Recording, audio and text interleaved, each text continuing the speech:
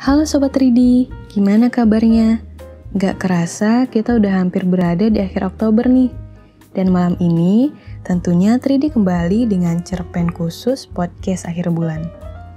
Nah, cerpen kali ini bercerita tentang kisah asmara dua sahabat cewek dan cowok. Gak asing lagi kan sama cerita tentang sahabat jadi cinta ini? Tapi belum tentu ceritanya biasa aja. Yuk dengerin dulu gimana ceritanya. Ambil posisi nyaman kamu dan rehat sejenak bersama Duduk dan Dengar.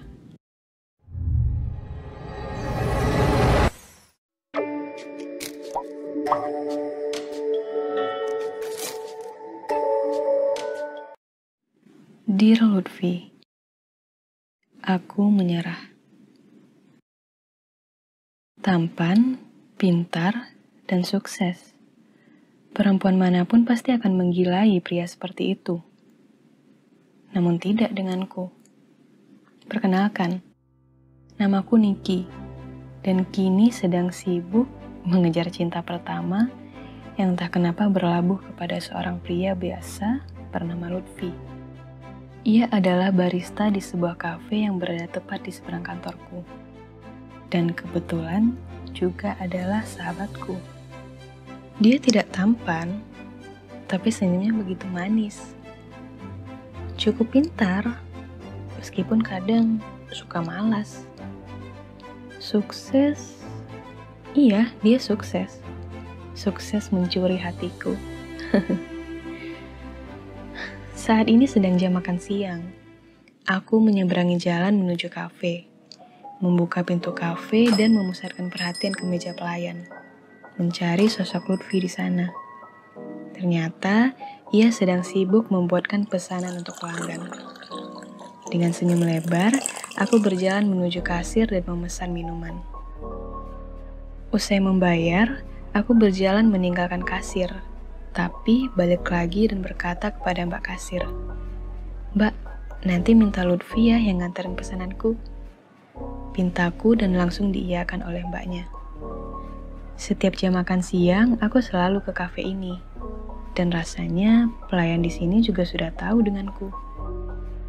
Aku berjalan menuju tempat duduk dan menunggu pesananku diantar.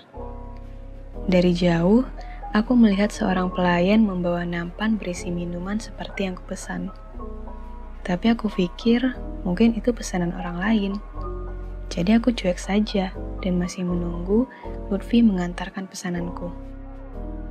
Tapi tiba-tiba, pelayan tadi malah mendekatiku dan meletakkan segelas minuman yang ia bawa ke atas meja. "Segelas macchiato dengan tambahan krim?" tanya pelayan itu padaku. Aku dengan bingung memperhatikan si pelayan dan berganti melirik mbak-mbak kasir yang tadi. Rasanya mbak itu sudah mengiyakan kalau yang mengantarkan pesananku itu harusnya Lutfi. Dan sekarang Lutfi juga tidak terlihat lagi. Mengesalkan sekali. Akhirnya dengan lesu aku mengangguk dan mengucapkan terima kasih kepada pelayan tadi. Dengan malas aku meraih minuman itu dan mengaduknya tanpa selera. Aku memilih memperhatikan suasana di luar kafe untuk menghabiskan waktu istirahat. Sesekali menyeruput minuman favoritku itu sedikit demi sedikit. Biarlah siang ini tidak bertemu Lutfi, mungkin dia sibuk, pikirku. Namun pandanganku teralihkan oleh bunyi kursi di sampingku yang rasanya ditarik oleh seseorang pria, dan kemudian pria itu duduk di sebelahku. Ia menyodorkan sepiring pasta dan sepotong kue ke hadapanku. Aku mematung, menyadari ternyata pria itu adalah Lutfi. "Apa segelas minuman itu bisa buat lo kenyang? Makan ini," ucap Lutfi sambil menyelipkan sendok ke tanganku. Aku masih mematung untuk sesaat, lalu kemudian nyengir dan mulai makan dengan lahap. Akhirnya disamperin Lutfi, teriakku dalam hati.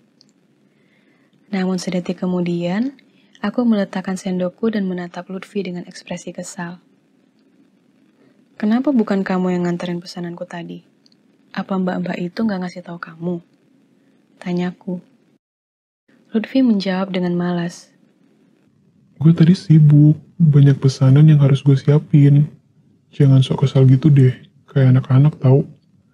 Habisin makanannya, gue mau beli kerja. Jawab Lutfi dan kemudian berdiri hendak meninggalkanku. Sebelum ia melangkah, aku menahan tangannya dan berkata, "Oh, jadi karena sifat kekanakanku ini yang membuatmu menolakku?" "Iya, bukankah itu lebih kekanak-kanakan?" Jawabku sengaja mengejeknya.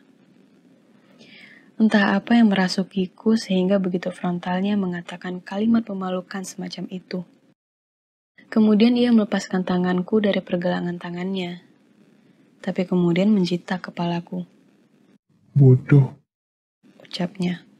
"Hei, dia bilang apa? Apa dia menertawakanku?" Aku meringis dan kembali menatapnya dengan kesal. Tapi dia malah tertawa dan dengan cepat menjauhiku hingga menghilang di balik pintu dapur. Aku meluapkan kekesalanku dengan melahap habis makanan dan langsung kembali ke kantor. Tapi baru sampai di depan pintu kafe, mbak kasirnya manggilku. Mbak belum bayar makanan tambahan yang tadi." Aku melongo. "Hah? Apa? Jadi makanan yang disodorkan Lutfi tadi? Astaga, sudah berapa kali kesabaranku dia uji hari ini. Kenapa aku bisa menyukai pria semenyebalkan seperti dia?" Aku sudah kembali ke kantor. Masuk ke dalam lift dan bertemu dengan rekan sekaligus teman dekatku di kantor. Rina namanya. "Habis dari kafe seberang ya?" Tanya Rina sambil menggodaku. Aku hanya mengangguk dengan lemas. Dicuekin Lutfi lagi nih ceritanya." Tanya Rina lagi. Dan lagi aku hanya membalas dengan anggukan. Menyadari moodku sedang tidak bagus dan terlihat tidak bersemangat, Rina langsung menasehatiku. "Mau sampai kapan sih kamu ngejar cinta sahabat kecilmu itu yang udah jelas-jelas menolakmu? Udahlah Ki, berhentilah mengharapkan dia. Waktunya cari cinta yang lain." Aku menghembuskan nafas berat. Dia nggak benar-benar menolakku, Rin. Dia cuma belum menyadari perasaannya aja. Kataku mencari pembelaan. "Belum menyadari katamu. Kalian itu udah bersama dari kecil. Selalu satu sekolah, kemana-mana bareng. Apa dia sebodoh itu untuk belum menyadari perasaannya? Itu udah jelas kalau dia memang gak ada perasaan ke kamu, Niki." Kata Rina dengan gemas. Aku hanya menatapnya dengan sendu. Gak tahu harus ngomong apa lagi. Aku hanya menunduk dan Rina berdecak kesal karena aku tak menanggapi ucapannya. Lift berbunyi dan pintu terbuka. Aku melangkah keluar lift, namun kembali diam oleh kalimat terakhir yang diucapkan Rina. Sambil menepuk pundakku, Rina mengatakan, "Dia hanya nganggap kamu teman, Nik, dan selamanya akan begitu. Persiapkanlah hatimu untuk mencari cinta yang baru." Kalimat itu. Kalimat yang juga dikatakan Lutfi 2 bulan yang lalu, di saat aku menyatakan perasaanku padanya. 2 bulan yang lalu, tepat di hari ulang tahunku yang ke-25. Aku sudah berencana, jika di saat ulang tahunku, Lutfi tidak juga mau mengakui perasaannya padaku, biar aku saja yang menyatakannya. Karena aku yakin, kedekatan kita selama ini, perhatian dia selama ini, memang pasti karena adanya perasaan suka. Dari lama aku memang setuju dengan pernyataan bahwa mustahil laki-laki dan perempuan bisa sahabatan tanpa ada perasaan. Karena aku yakin kedekatan kita selama ini, perhatian dia selama ini, memang pasti karena adanya perasaan suka. Dari lama aku memang setuju dengan pernyataan bahwa mustahil laki-laki dan perempuan bisa sahabatan tanpa ada perasaan. Dan aku yakin sekali bahwa aku ataupun Lutfi sama-sama sedang menyembunyikan perasaan di tengah status persahabatan kita ini. Namun, apa yang kudengar dari mulutnya saat itu langsung meruntuhkan kepercayaan diriku. Kita cuma temen, Nick. Dan selamanya kan begitu. Ucapnya sambil menatapku serius. Kenapa? Apa teman gak boleh berubah jadi pacar? Bukannya pacar berawal dari teman? Tanyaku terbata-bata. Ya, orang lain boleh begitu. Tapi kita enggak. Udahlah, gak harus jadi pacar pun gue tetap selalu ada kok buat lo. Ucap Lutfi dengan nada berupaya meyakinkan. Tapi aku tahu, pikiran dan hatinya pasti sedang terkejut mendengar pengakuanku yang mengatakan bahwa aku menyukainya dan menginginkan status persahabatan ini berubah jadi status pacaran. Harus, pokoknya harus. Aku gak mau kita cuma teman untuk selamanya. Aku suka sama kamu, Vi. Aku mau kita lebih dari sekedar teman. Dan aku yakin, kamu juga ada rasa kan sama aku? Udahlah, mau sampai kapan sih kamu menyangkal perasaan kamu? Tepat setelah aku mengatakan itu, Lutfi langsung berkata, Gue suka sama orang lain, Nick. Kebohongan macam apa itu? Ucapku dalam hati. Tapi tak bisa dipungkiri, hatiku dibuat bertambah sakit oleh kebohongannya itu. Lutfi kembali melanjutkan ucapannya. Gue suka sama orang lain. Jadi stop menaruh perasaan ke gue, Nick. Dadaku sesak dan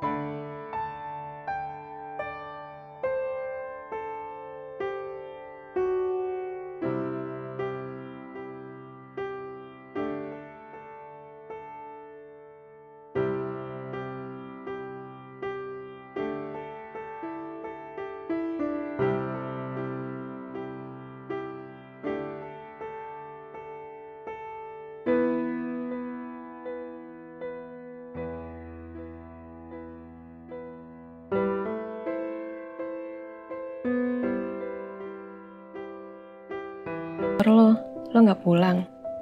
Aku melirik jam. Ternyata jam pulang sudah lewat 10 menit yang lalu. Lama juga ya waktu kuhabiskan untuk melamun. Aku kembali menatap layar HP yang berisi pesan dari Lutfi itu.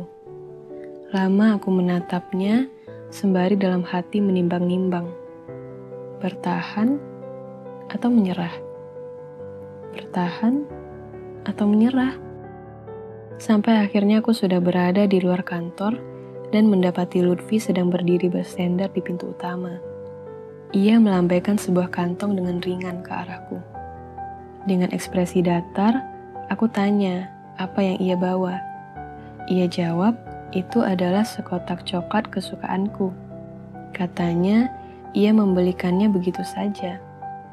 Apa ini tandanya kamu menyukaiku? Aku masih saja memastikan perasaannya untukku. Lagi-lagi dia berdecak dan memukul kepalaku.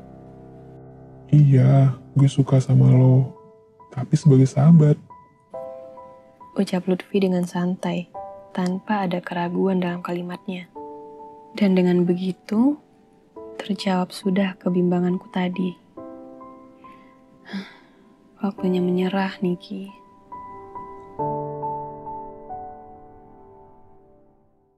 Ya, itu tadi cerpen Dear Lutfi, Aku Menyerah bagian pertama.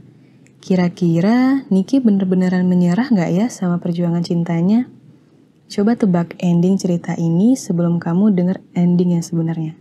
Tulis di kolom komentar ya. Jadi sampai ketemu di Dear Lutfi bagian 2. Bye!